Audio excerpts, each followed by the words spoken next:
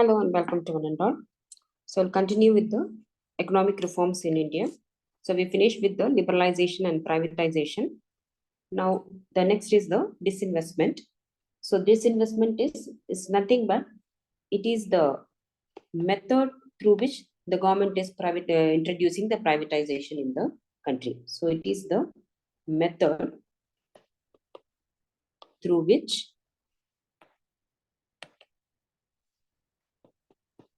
privatization is done in our country.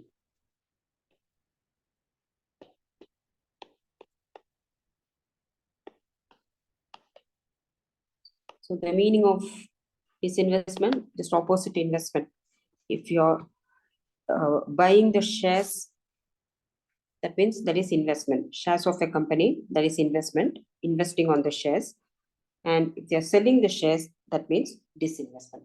So what the government is doing, so disinvestment means the government will sell either partly or completely the government shareholding in a particular public sector company to the private sector. So that is all the privatization is introduced in our country. So disinvestment means the government sells its whole or part of its shareholding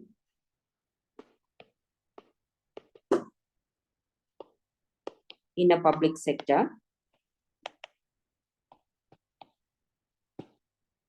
to a private sector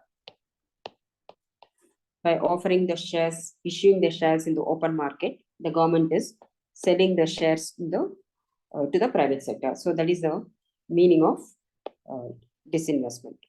Okay.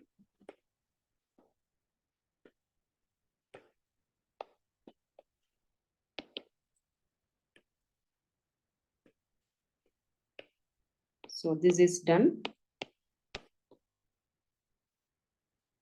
through public issue of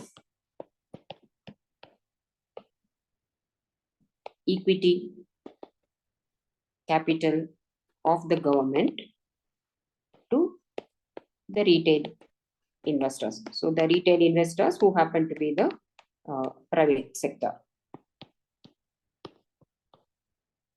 either private individuals or the private corporate sector. So anyone through, that is the IPO, that is initial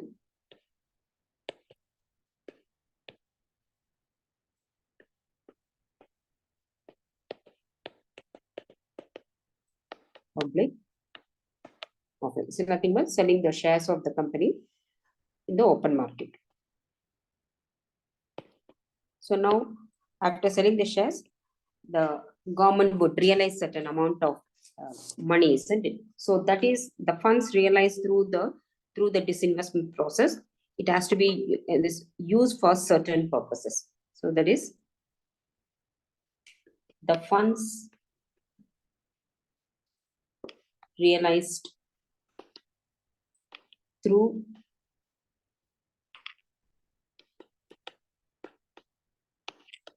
disinvestment are supposed to be used by the government for certain purposes.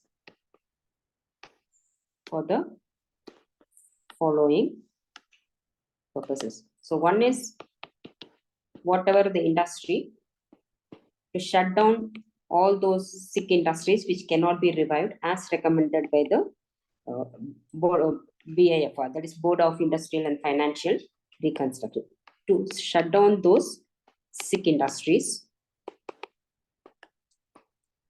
as recommended by the BIFR.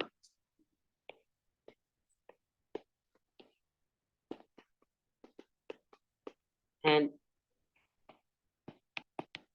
next, whatever the potentially viable public sector units, they have to be restructured. To restructure and modernize the remaining public sector units, which need not have to be shut down. So they have to be given certain kind of financial assistance. So if they are provided certain kind of financial assistance, they will become viable. So for those kind of public sector units, so they have to be reconstructed, or they have to be modernized. So some kind of financial assistance, they have to be restructured so they could survive. So part of the fund should be used for that purpose. Public sector enterprises. Basically, these are all the industries which can be revived, even though they are the sick industries, but they can be revived. And the third, the most important, to settle public debt. So the government was caught in a debt trap, remember? So that was the economic crisis. So both internal and external debt of the government.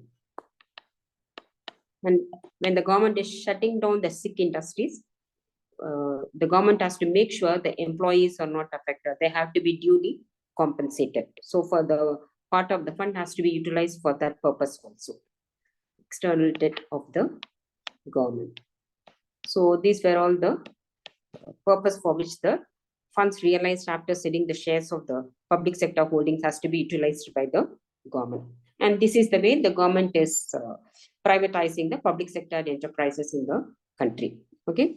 So the next, so we finish with the liberalization, privatization.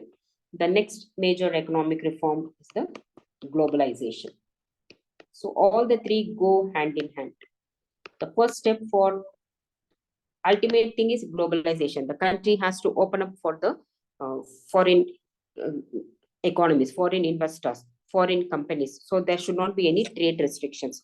So in order to do that, the government has to open up the domestic private sector in the country, because the government alone cannot compete with the foreign company. So the government has to open up the domestic private sector in the country. So in order to encourage the domestic private sector to take a certain role to develop the industries in the country, the government has to relax all those rules and regulations for the private sector. So that is the first step, liberalization, then privatization, and finally it is the globalization.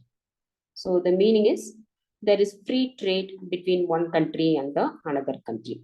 So without any restrictions, you are integrating the domestic economy with the world economy without any barriers. That is the meaning of globalization. So globalization refers to the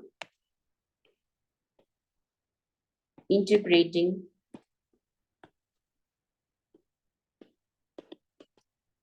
or integration of domestic economy with the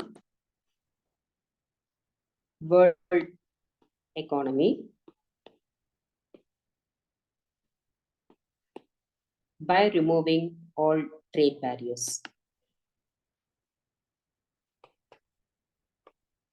So there will be free flow of goods and services, free flow of capital. So all those will happen if the country opens up its borders with the rest of the world. Okay. So the main objective is, its objective is to have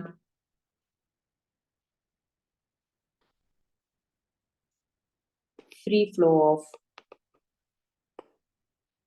goods and services between the countries,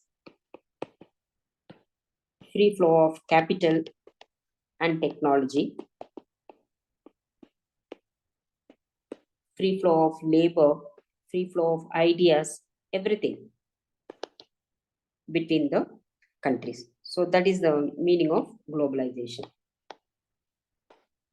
It is like countries without any borders.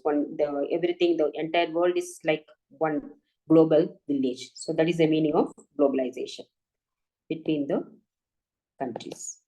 So this is the meaning of globalization. Okay. So now what are all the major features of globalization?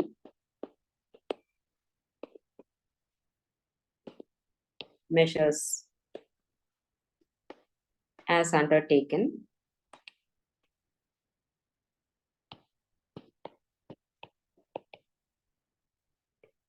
in India through 1991 policy. So there will be so many changes the country will witness if the country opens its borders to the foreign companies. So what are all those changes? That is the features. Okay. And what are all the steps the country has to take in order to open its borders? So the first one, reduction of trade barriers. So basically, the trade barriers, that is restricting the trade between one country to another country. Either it is goods or import and export of goods or services, capital, technology, whatever it might be. So India was following two kinds of restrictions. One is through the tariffs. Tariffs in the sense, this is export and import duties. That is a tariff. So this is the tariff barriers. That is the one kind of restriction. So if the government, if the country doesn't want any commodity to be imported, if the foreign exchange reserves are scarce, then automatically the government will increase the import duties. So import will become costlier. In the same way, the export duties, if there is a shortage in the domestic economy, those commodities should not be exported to the other countries, then the government would increase the export duty. So by increasing the import and export duties, or accordingly by decreasing the import and export duties, the government were the free trade relations between India and other countries were acting as a barrier. So one kind of restriction is through tariff barriers, and this is the tariff barriers. Tariff barriers is nothing but export and increasing or decreasing the export and import duties. Another kind of restriction is, that is the non-tariff barriers. So non-tariff barriers is by imposing certain quotas. So quotas is only this much amount of commodities should be imported from the other countries. Like it is like rationing. There was no free flow of goods from the other countries. The government was prescribing a limit, how much quantity or so and so items have to be imported from the other countries. And first of all, what are all the kind of items that have to be imported from the other countries? So every item which are, even though which are required in the domestic economy, the government was not allowing for the import of all those commodities. So the government was fixing certain items, only those commodities have to be imported. And also, what is the quantity of those commodities could be imported. So that is imposing quotas, that is a non-tariff barriers.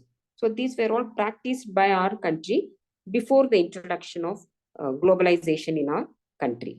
Okay, so now all those restrictions have to be removed by the government. That is a reduction of trade barriers. Okay, so the government announced the export-import policy for the period 1992 to 1997. So through the export-import policy announced for the period of 1992 to 1997. As soon as the IPR 1991 was announced by the government of India, what did they do? They removed all those trade restrictions. So the government of India removed all the external trade, that is international trade, external trade restrictions, that is both tariff and non-tariff, that is quotas. As I mentioned, non-tariff is the quotas. Tariff is the export and import duties. Non-tariff barriers. So that there will be free import and export of goods and services between the countries. Okay. So for example,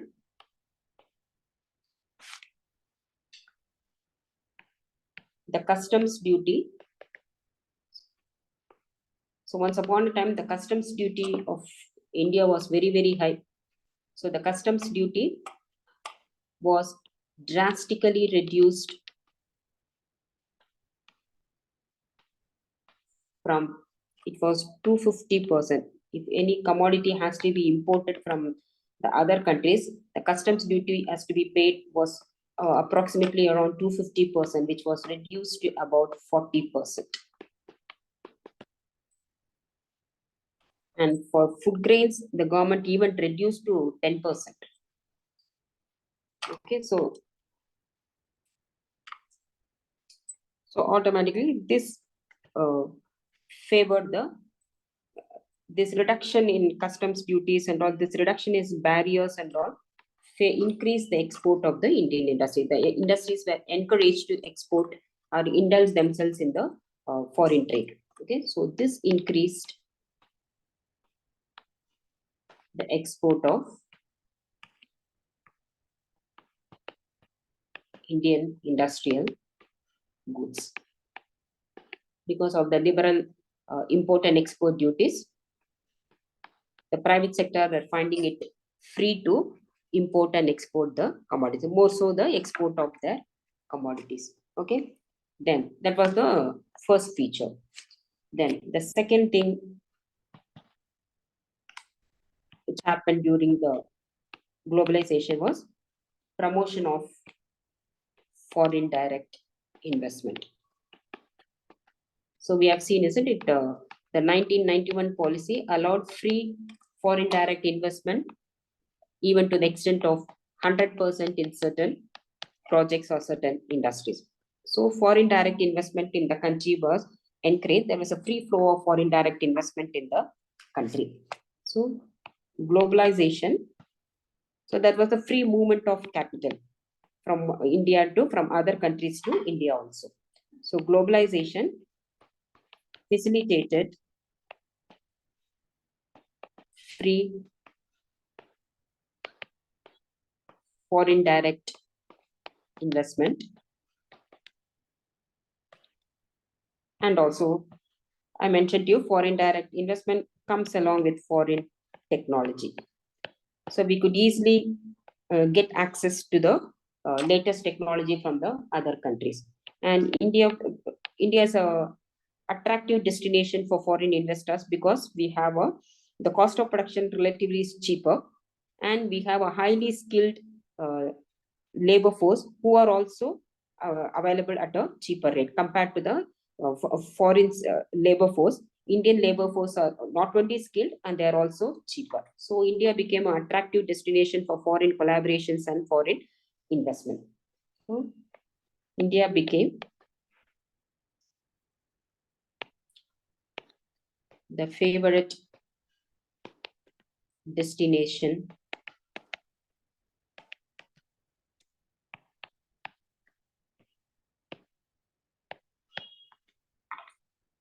for foreign investment. So most of the companies were willing to invest in our country due to these reasons: low cost of production compared to what uh, cost of production they could incur in their own countries, and availability of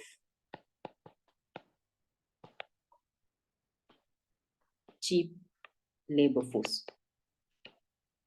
They are not only cheap, Indian labor force are also skilled, especially our IT professionals and all, they are highly skilled. So this was, so that's why India became a favorite country for the all the foreign companies to collaborate and make investment in our country. Okay, so this also, the foreign technical collaborations became very easier, and government also encouraged in various ways. So the foreign technical collaborations and foreign technology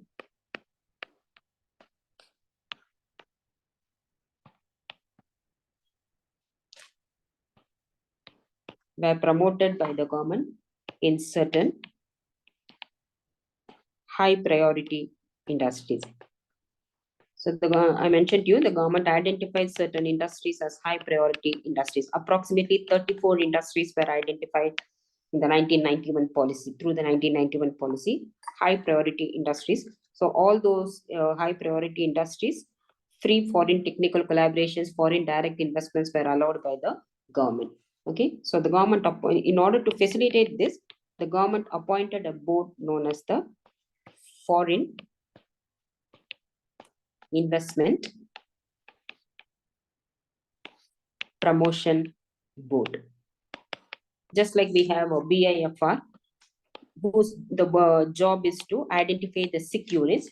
The responsibility of the Foreign Investment Promotion Board was what should be the it has to study the nature of the industry, and it has to suggest the government what should be the extent of investment, foreign investment in each and every one of those industries.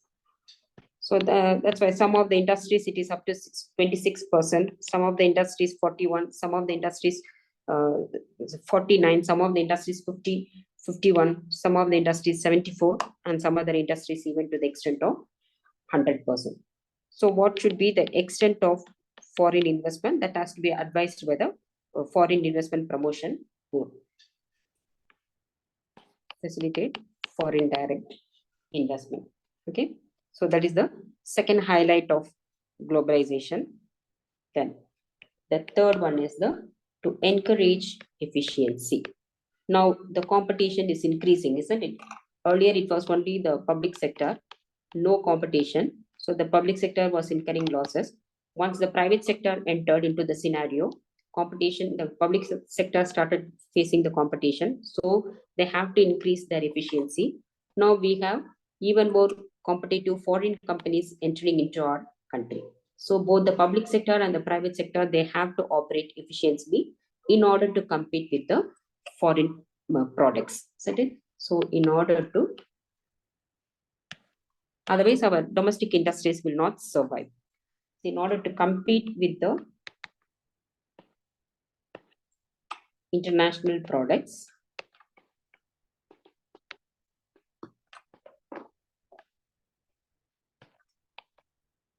the domestic industries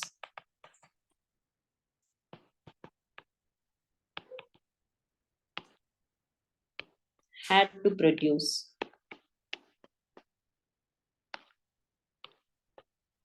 quality goods and also at a lesser cost, at low cost. So our quality should be of the same as the international standards, and the cost of production should be lesser than the their cost. Then only people will prefer to purchase from Indian industries. Okay, so this encouraged the domestic industries to increase their efficiency. So they have to operate at their full efficiency. Otherwise, those industries will not survive. So this encouraged domestic industries to operate efficiency. So finally, the ultimate beneficiary is the consumer. So the consumer is getting wide variety of goods, both from produce which is domestically within the country as well as from other countries. And all the quality goods are available to the domestic consumer at a competitive rate. And the next is the another advantage India was having is because of the diffusion of technology. Now there is no restriction. Technology can be transferred from one country to another country. All the latest technology can be transferred from one country to another country. So India was also benefiting because of the accessibility to the latest technology. Otherwise, if the latest technology has to be developed, means India had to, the producer has to spend a lot of money, make a lot of investment in research and development, which is supposed to be a huge amount of investment. So now without that expenditure on research and development, the domestic producers of our country, they can have the accessibility to the latest technology. So that is another major advantage of globalization. So as diffusion or transmission of technology, now it is easier. It became faster and easier.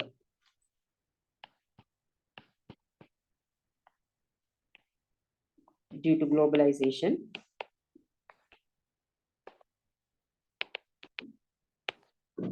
India could easily access to highlighted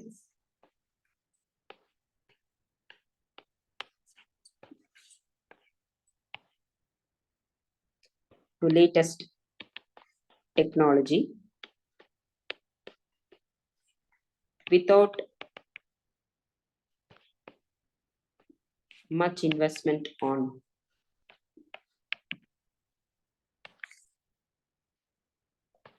research and development.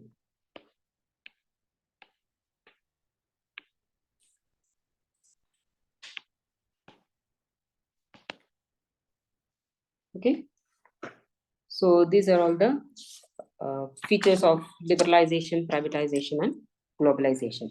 Now, in brief, let us see what are all the effects of the economic reforms in our country. Okay, so different sectors were affected in different ways because of the introduction of economic reforms in the country.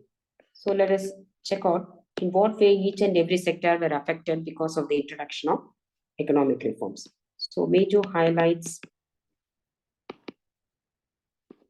and features or failure, more, let me put it as failures of economic reforms in India.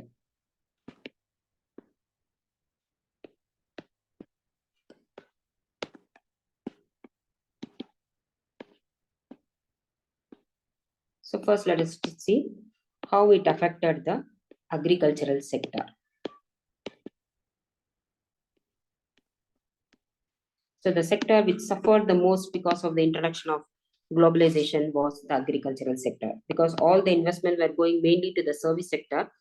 So agriculture, whatever the amount of investment which the country was making, that investment was also reduced, because the investment in service sector is giving greater returns to the country. So the government was also induced, encouraged to invest only in the service sector. So alternatively, the investment on agricultural sector was reduced. Globalization bypassed agricultural sector. It didn't favor the agricultural sector, was not the favored sector for globalization.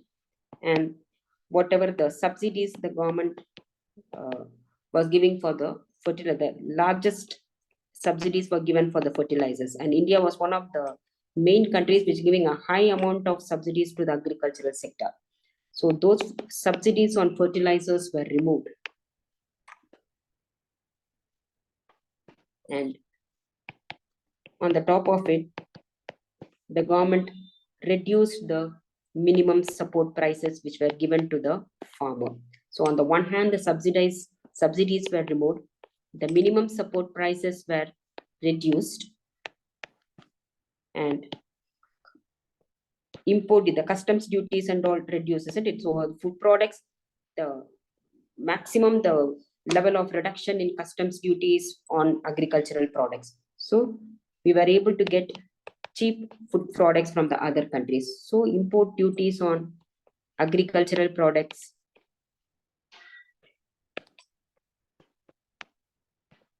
were reduced, which drastically affected the farmers. Is reduced.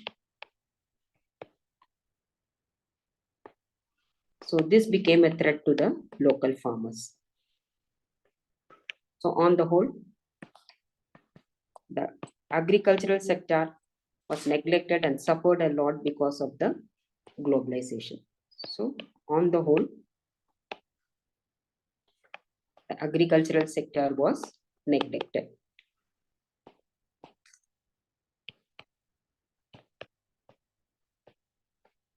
Okay, so this is the effect on agricultural sector. Now let's see what is the effect on the industrial sector.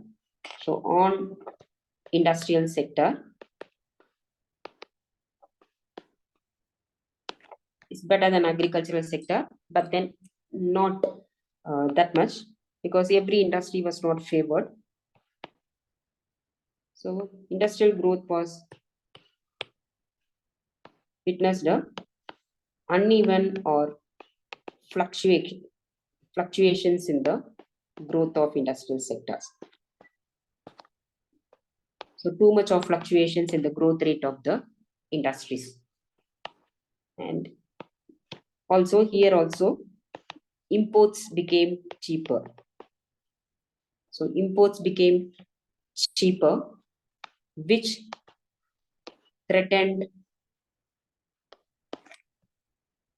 the survival of domestic industries, especially the small scale industries, survival of domestic industries. So especially the small scale industries. See, now we are able to import all the, starting from cosmetics to potato chips or anything. We are having the international brands of commodities. So all the small scale industries which were manufacturing these kind of commodities, they have to face a threat of the cheap import commodities. Most of the small scale industries were closed because of this reason. And it also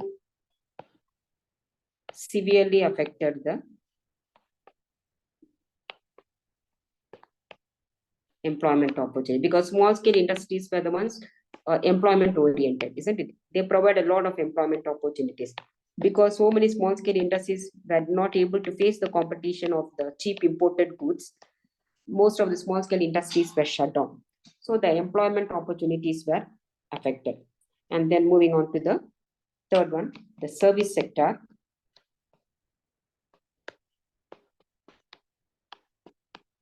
So on service sector, so there was a growth, because most of the investment was going to the service sector.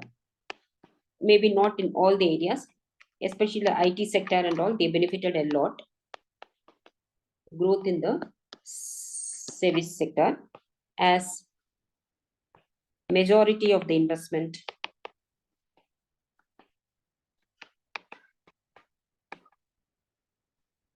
were directed to the service sector. But still, some of the major projects like power supply and all, it was inadequate, but still it was inadequate in many infrastructural projects,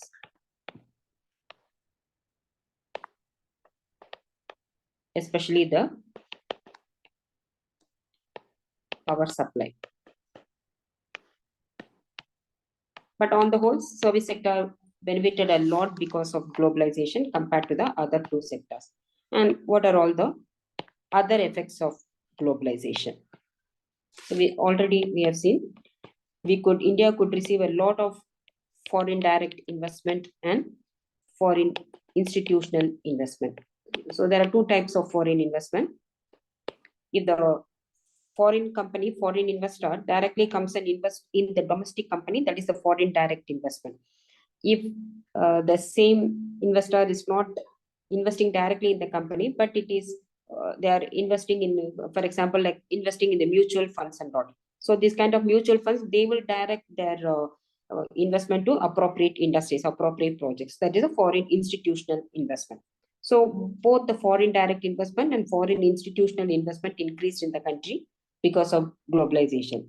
And because of this, we could have the rise in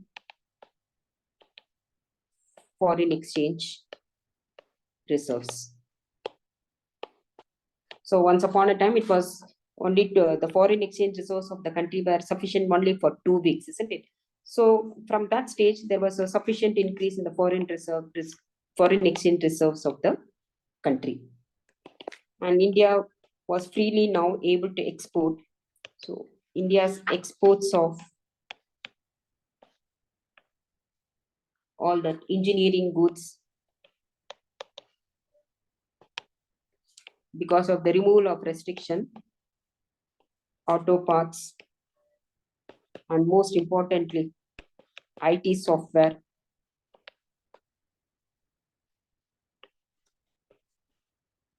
textiles and all, once upon a time facing a lot of quota restrictions.